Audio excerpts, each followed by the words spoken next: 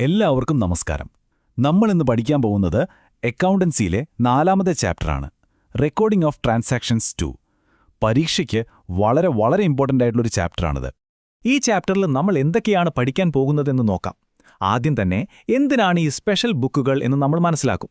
അതിനുശേഷം cash book, petty cash book, അങ്ങനെ കുറേ പ്രധാനപ്പെട്ട ബുക്കുകളെപ്പറ്റി പഠിക്കും. ഏറ്റവും അവസാനം പരീക്ഷയ്ക്ക് വേണ്ടിയുള്ളൊരു അടിപൊളി പവർ അപ്പ് റിവിഷനും ഉണ്ടാകും. ശരി, അപ്പോൾ നമുക്ക് തുടങ്ങാം അല്ലേ? എൻ്റെ ആദ്യത്തെ ചോദ്യം ഇതാണ്: എന്തിനാ ഇത്രയധികം ബുക്കുകൾ? എല്ലാ ഇടപാടുകളും ഒരൊറ്റ ജേണലിൽ അങ്ങ് രേഖപ്പെടുത്തിയാൽ പോരെ? ഒന്ന് ചിന്തിച്ചു നോക്കിക്കേ. നിങ്ങളുടെ എല്ലാ സബ്ജക്റ്റും, അതായത് ഫിസിക്സ്, കെമിസ്ട്രി, മാത്സ് എല്ലാം കൂടി ഒരൊറ്റ നോട്ട്ബുക്കിൽ എഴുതുകയാണെന്ന് വെക്കുക. തുടക്കത്തിൽ ചിലപ്പോൾ അതൊരു എളുപ്പമായിട്ട് തോന്നും. പക്ഷേ പരീക്ഷയൊക്കെ അടുക്കുമ്പോഴോ എല്ലാം കൂടി ഒരു അവിയൽ പരുവാവൂലേ? അതുപോലെ തന്നെയാണ് ഒരു ബിസിനസ്സിന്റെ കാര്യവും. ഒരു ചെറിയ കടയാണെങ്കിൽ ഒരൊറ്റ ജേണൽ മതിയാവും, മാനേജ് ചെയ്യാൻ പറ്റും. പക്ഷേ ബിസിനസ് വലുതാവുമ്പോൾ എന്താ സംഭവിക്കുക? ഒരു ദിവസം തന്നെ ചിലപ്പോൾ 100 കണക്കിന് ഇടപാടുകൾ വരും.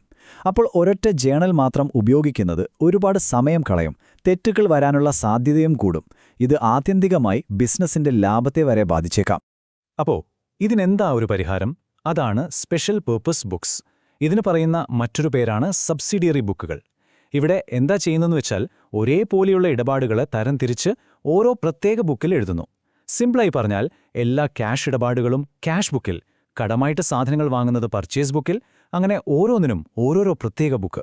ഇനി നമുക്ക് ഏറ്റവും പ്രധാനപ്പെട്ട സ്പെഷ്യൽ ബുക്ക് ഏതാണെന്ന് നോക്കാം. അത് ക്യാഷ് ബുക്കാണ്. അതിൽ ആദ്യം നമ്മൾ പഠിക്കുന്നത് സിംഗിൾ കോളം ക്യാഷ് ബുക്കിനെ പറ്റിയാണ്. ഒരു ബിസിനസ്സിലെ പണം വരികയോ പോവുകയോ ചെയ്യുന്ന എല്ലാ ഇടപാടുകളും ഇതിലാണ് നമ്മൾ രേഖപ്പെടുത്തുന്നത്. ഇതിന്റെ ഏറ്റവും വലിയൊരു പ്രത്യേകതയുണ്ട്. ഇതൊരു 2-in-1 ബുക്കാണ്. അതായത് ജേണലിന്റെയും ലെഡ്ജറിന്റെയും ജോലി ഇത് ഒറ്റയ്ക്ക് ചെയ്യും. ഇതാണ് സിംഗിൾ കോളം ക്യാഷ് ബുക്കിന്റെ ഫോർമാറ്റ്. കണ്ടില്ലേ? വളരെ സിമ്പിളാണ്. ഇതിന് 2 ഭാഗങ്ങളുണ്ട്. ഇടതുവശം നോക്കൂ, അതാണ് ഡെബിറ്റ് സൈഡ്. ബിസിനസ്സിലേക്ക് പണം വന്നാൽ നമ്മൾ ഇവിടെയാണ് എഴുതുക, അതായത് എല്ലാ റെസിപ്റ്റ്സും. ഇനി വലതുവശം നോക്കൂ, അതാണ് ക്രെഡിറ്റ് സൈഡ്. ബിസിനസ്സിൽ നിന്നും പണം പുറത്തേക്ക് പോകുമ്പോൾ നമ്മൾ ഇവിടെയും എഴുതും, അതായത് പേയ്മെന്റ്സ്. നമുക്ക് രൂപ ട്രേഡേഴ്സിന്റെ ഈ ഉദാഹരണം വെച്ച് ഇതൊന്ന് ചെയ്തു നോക്കാം. സ്റ്റെപ്പ് 1: ആദ്യം തന്നെ കയ്യിലുള്ള കാശ്, അതായത് ഓപ്പണിംഗ് ബാലൻസ്, ഡെബിറ്റ് സൈഡിൽ ടു ബാലൻസ് BD എന്ന് പറഞ്ഞ് എഴുതുന്നു. സ്റ്റെപ്പ് 2: ഇനി പണം കിട്ടിയതൊക്കെ എവിടെ എഴുതും? ഡെബിറ്റ് സൈഡിൽ. ഉദാഹരണത്തിന് നവംബർ 4-ന് ഗുർമീതിൽ നിന്ന് 12,000 രൂപ കിട്ടി. അത് ഡെബിറ്റ് സൈഡിൽ പർട്ടിക്കുലർസ് കോളത്തിൽ ടു ഗുർമീത് എന്നും എമൗണ്ട് കോളത്തിൽ 12,000 എന്നും എഴുതുന്നു. സ്റ്റെപ്പ് 3: പണം കൊടുത്തതൊക്കെ ക്രെഡിറ്റ് സൈഡിൽ എഴുതണം. നവംബർ 8-ന് ഇൻഷുറൻസ് അടച്ച 6,000 രൂപ ക്രെഡിറ്റ് സൈഡിൽ ബൈ ഇൻഷുറൻസ് എന്ന് രേഖപ്പെടുത്തുന്നു. ഏറ്റവും അവസാനം 2 സൈഡും കൂട്ടിനോക്കി നമ്മൾ ബാലൻസ് ചെയ്യും. ഇന്നത്തെ കാലത്ത് നമ്മളെല്ലാം ഗൂഗിൾ പേയും ഫോൺ പേയും കാർഡുമൊക്കെ ഉപയോഗിക്കുന്നത് പോലെ ബിസിനസ്സുകളും കൂടുതൽ ഇടപാടുകൾ നടത്തുന്നത് ബാങ്ക് വഴിയാണ്. അപ്പോൾ ക്യാഷ് ഇടപാടുകളുടെ കൂടെ ബാങ്ക് ഇടപാടുകളും രേഖപ്പെടുത്തേണ്ടത് വളരെ അത്യാവശ്യമല്ലേ? അതിനുവേണ്ടിയാണ് നമ്മൾ ഡബിൾ കോളം ക്യാഷ് ബുക്ക് ഉപയോഗിക്കുന്നത്. ഈ പുതിയ ഫോർമാറ്റ് ഒന്ന് ശ്രദ്ധിച്ചേ. ഇവിടെ ഇപ്പോൾ 2 എമൗണ്ട് കോളങ്ങളുണ്ട്. ഒന്ന് ക്യാഷിനും മറ്റൊന്ന് ബാങ്കിനും. ഡെബിറ്റ് സൈഡിലും ക്രെഡിറ്റ് സൈഡിലും ഈ 2 കോളങ്ങളും ഉണ്ടാകും. പണം നേരിട്ട് കയ്യിലാണ് കിട്ടുന്നതെങ്കിൽ ക്യാഷ് കോളത്തിൽ എഴുതണം. ഇനി ബാങ്ക് അക്കൗണ്ടിലേക്കാണ് വരുന്നതെങ്കിൽ ബാങ്ക് കോളത്തിൽ എഴുതണം. അത്രയുള്ളൂ. ഓക്കെ, ഇനി നമ്മൾ പഠിക്കാൻ പോകുന്നത് ഈ ചാപ്റ്ററിലെ ഏറ്റവും പ്രധാനപ്പെട്ടൊരു ടോപ്പിക്കാണ്. പരീക്ഷയ്ക്ക് ഇത് ഉറപ്പായും വരും, മാർക്ക് ചെയ്തോ. Contra entry. എന്താണ് ഈ കോൺട്രാ എൻട്രി? സിമ്പിളായിട്ട് പറഞ്ഞാൽ, ഒരു ട്രാൻസാക്ഷൻ ഒരേ സമയം നമ്മുടെ കയ്യിലുള്ള കാശിനെയും നമ്മുടെ ബാങ്കിലുള്ള പൈസയും ഒരുമിച്ച് ബാധിക്കുകയാണെങ്കിൽ അതിന് നമ്മൾ ക്യാഷ് ബുക്കിന്റെ 2 സൈഡിലും, അതായത് ഡെബിറ്റ് സൈഡിലും ക്രെഡിറ്റ് സൈഡിലും ഒരുമിച്ച് എഴുതും. ഇതിനെയാണ് നമ്മൾ കോൺട്രാ എൻട്രി എന്ന് വിളിക്കുന്നത്. അപ്പോൾ എപ്പോഴൊക്കെയാണ് ഈ കോൺട്രാ എൻട്രി വരുന്നത്? ശരിക്കും പറഞ്ഞാൽ ആകെ ഒരു 2 സാഹചര്യങ്ങളേ ഉള്ളൂ. ഇത് കൃത്യമായിട്ട് ഓർത്തുവെച്ചാൽ മതി, ഒരു മാർക്കും പോകില്ല. 1, നമ്മുടെ കയ്യിലുള്ള പണം നമ്മൾ ബാങ്കിൽ കൊണ്ടുപോയി നിക്ഷേപിക്കുമ്പോൾ. 2, ഓഫീസിലെ ആവശ്യത്തിനു വേണ്ടി ബാങ്കിൽ നിന്ന് പണം പിൻവലിക്കുമ്പോൾ. ഓർക്കുക, ഈ 2 സാഹചര്യങ്ങൾ മാത്രം. ഒരു കാര്യം പ്രത്യേകം ശ്രദ്ധിക്കണം: സ്വന്തം ആവശ്യത്തിന് പണം പിൻവലിക്കുന്നത് കോൺട്രയല്ല, അത് ഡ്രോയിങ്സ് ആണ്. ഇത് തമ്മിൽ മാറിപ്പോകരുത്. നമുക്കൊരു ഉദാഹരണം നോക്കാം. കയ്യിലുള്ള 10,000 രൂപ ബാങ്കിൽ നിക്ഷേപിച്ചു എന്ന് വയ്ക്കുക. അപ്പോൾ എന്തു സംഭവിക്കും? ബാങ്കിലെ പണം കൂടും, അതേസമയം കയ്യിലെ പണം കുറയും. ആദ്യം ഡെബിറ്റ് സൈഡ് നോക്കാം. അവിടെ ബാങ്ക് കോളത്തിൽ 10,000 എഴുതുന്നു. പർട്ടിക്കുലർസ് കോളത്തിൽ എന്തെഴുതും? To cash. ഇനി ക്രെഡിറ്റ് സൈഡിൽ ക്യാഷ് കോളത്തിൽ നിന്ന് 10,000 കുറയുന്നു. അവിടെ പർട്ടിക്കുലർസ് കോളത്തിൽ ബൈ ബാങ്ക് എന്നെഴുതണം. ഏറ്റവും പ്രധാനമായിട്ട് 2 എൻട്രിയുടെയും LF കോളത്തിൽ സി എന്നെഴുതാൻ മറന്നുപോകരുത്. ഒരു ബിസിനസ്സിൽ ഒരുപാട് ചെറിയ ചെറിയ ചിലവുകളുണ്ടാകും അല്ലേ? ചായ കുടിച്ചത്, ഓട്ടോ കൂലി, സ്റ്റേഷനറി സാധനങ്ങൾ വാങ്ങിയത്, ഇങ്ങനെ ഓരോ ചെറിയ കാര്യത്തിനും മെയിൻ ക്യാഷ്യറുടെ അടുത്തേക്ക് ഓടാൻ പറ്റുമോ? ഇല്ലല്ലോ. അതിനൊരു എളുപ്പവഴിയാണ് പെറ്റി ക്യാഷ് ബുക്ക്. പേരുപോലെ തന്നെ ചെറിയ ചിലവുകൾ മാത്രം കൈകാര്യം ചെയ്യാനുള്ള ഒരു പ്രത്യേക ബുക്കാണിത്. ഈ പെറ്റി ക്യാഷ് ബുക്ക് സാധാരണയായി പ്രവർത്തിക്കുന്നത് ഇംപ്രസ്ഡ് സിസ്റ്റം എന്നൊരു രീതിയിലാണ്. മാസത്തിന്റെ തുടക്കത്തിൽ ഒരു നിശ്ചിത തുക, ഒരു 2000 രൂപയെന്ന് വയ്ക്കുക, അത് പെറ്റി ക്യാഷ്യർക്ക് നൽകും. ഇതിനെയാണ് ഇംപ്രസ്ഡ് എമൗണ്ട് എന്ന് പറയുന്നത്. മാസാവസാനം എത്ര രൂപയാണോ ചിലവായത് ആ തുക മെയിൻ ക്യാഷ്യർ തിരികെ നൽകും. അതായത് പെറ്റി ക്യാഷ്യറുടെ കയ്യിൽ എപ്പോഴും മാസത്തിന്റെ തുടക്കത്തിൽ അതേ 2000 രൂപയുണ്ടാവും. അതാണ് ഈ സിസ്റ്റത്തിന്റെ ഒരു എളുപ്പം. നമ്മൾ ഇതുവരെ സംസാരിച്ചത് മുഴുവൻ ക്യാഷ് ഇടപാടുകളെ പറ്റിയാണ്. ഇനിയൊരു ചോദ്യം: കടമായിട്ട് സാധനങ്ങൾ വാങ്ങുകയും വിൽക്കുകയും ചെയ്യുമ്പോൾ അത് എവിടെ രേഖപ്പെടുത്തും?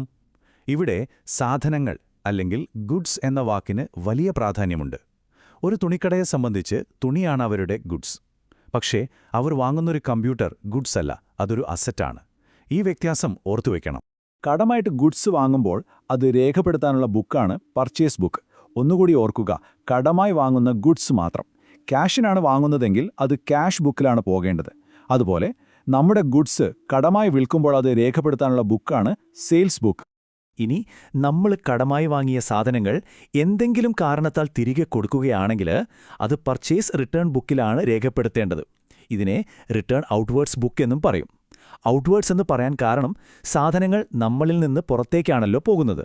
അതുപോലെ നമ്മൾ വിറ്റ സാധനങ്ങൾ കസ്റ്റമർ നമുക്ക് തിരികെ തരികയാണെങ്കിൽ അത് സെയിൽസ് റിട്ടേൺ ബുക്കിൽ രേഖപ്പെടുത്തും. ഇതിനെ റിട്ടേൺ ഇൻവേർഡ്സ് ബുക്ക് എന്നും പറയും.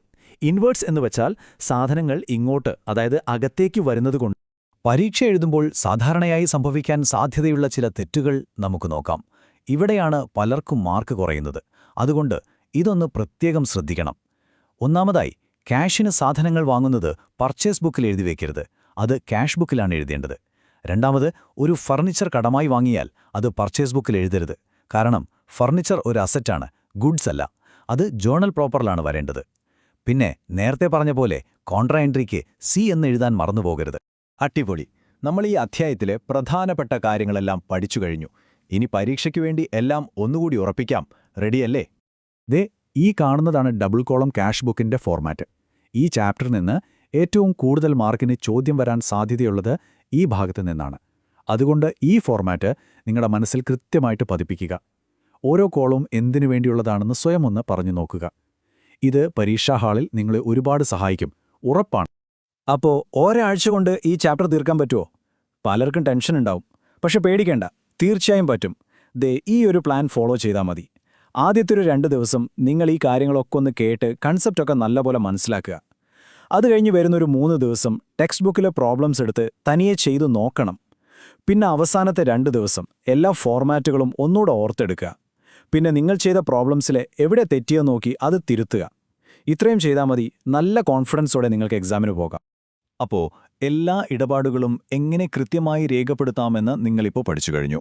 ഇനിയൊരു ചോദ്യം: ഈ രേഖകളെല്ലാം ഉപയോഗിച്ച് ഒരു ബിസിനസ് ലാഭത്തിലാണോ അതോ നഷ്ടത്തിലാണോ ഓടുന്നത് എന്ന് നമ്മൾ എങ്ങനെയാണ് കണ്ടുപിടിക്കുക?